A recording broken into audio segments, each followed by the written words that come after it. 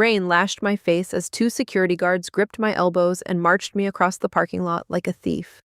Through the streaked glass of the staff lounge, I watched them all laughing, raising champagne flutes around her.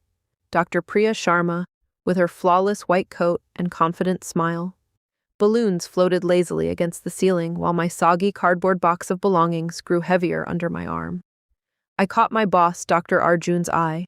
He lifted his glass in a theatrical toast. His lips formed words I could read clearly.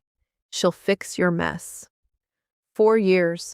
4 years of sleepless nights, skipped family dinners, and building an AI diagnostic prediction system that helped doctors catch rare complications hours earlier in a busy metropolitan hospital network. 4 years of my life, my intuition, my pattern recognition poured into code that had quietly saved lives. 30 minutes earlier, Arjun had slid an empty box across his desk with a polite smile. We're shifting toward more standardized, explainable models, he said. Priya brings a more conventional, team-friendly approach. I didn't plead. I didn't shout. Something vital inside me just collapsed. I'm Nisha Kaur, 34, clinical AI systems engineer. I never looked the part. Quiet, often in scrubs and sneakers, hair usually tied back messily. But I saw connections in patient data that others missed. My system didn't just follow rigid rules. It learned subtle, evolving patterns from thousands of real cases, adapting in ways no textbook algorithm could match. Before I continue, if you've ever been undervalued or publicly discarded after giving everything to your work, hit that like button right now. Drop your city or country in the comments.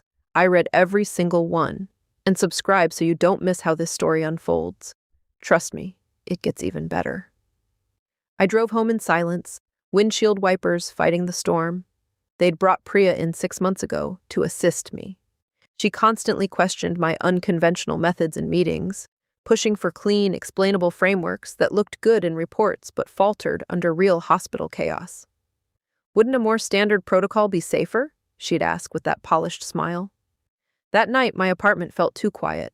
No partner, no pets, just the echo of wet shoes and the heavy realization that 4 years of my brilliance had been dismissed with corporate pleasantries and a champagne toast. The first 2 days, my phone stayed silent. On the third day, the calls started, Priya's name flashing repeatedly. By evening, there were 23 missed calls. On day 5, my former junior colleague, Samir, texted in panic. Nisha, the system is breaking down. False negatives are spiking in the cardiac wing. 2 patients had complications that should have been flagged early. Priya keeps applying standard resets, but it's getting worse. The chief is furious. I didn't reply immediately. The guilt settled heavy in my chest the next morning when the hospital director called. We're seeing real delays in critical care. Patients are at risk. This is bigger than internal politics.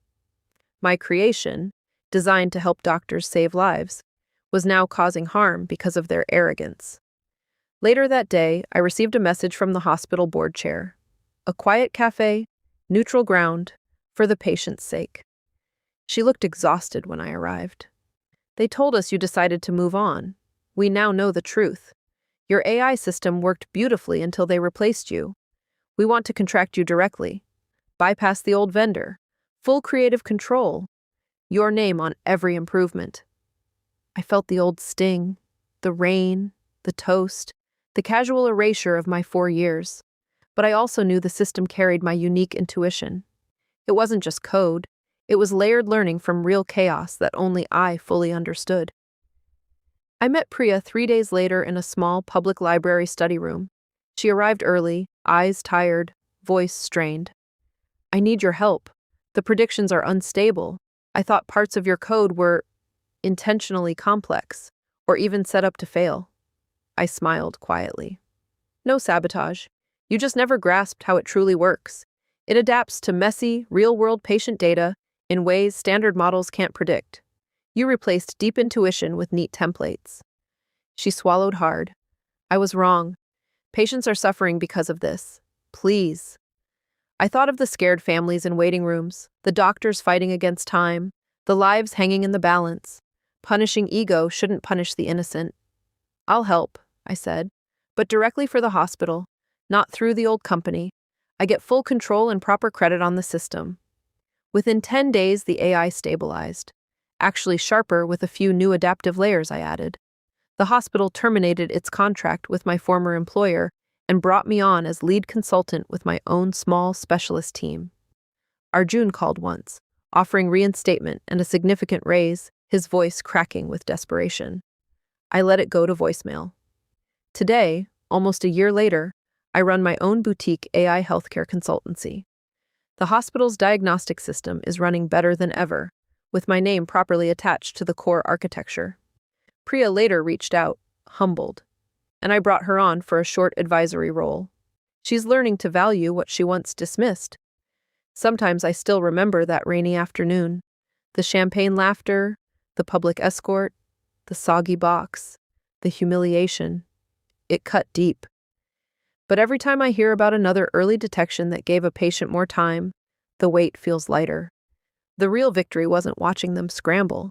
It was realizing my worth was never theirs to take, and finally building something that truly belonged to me.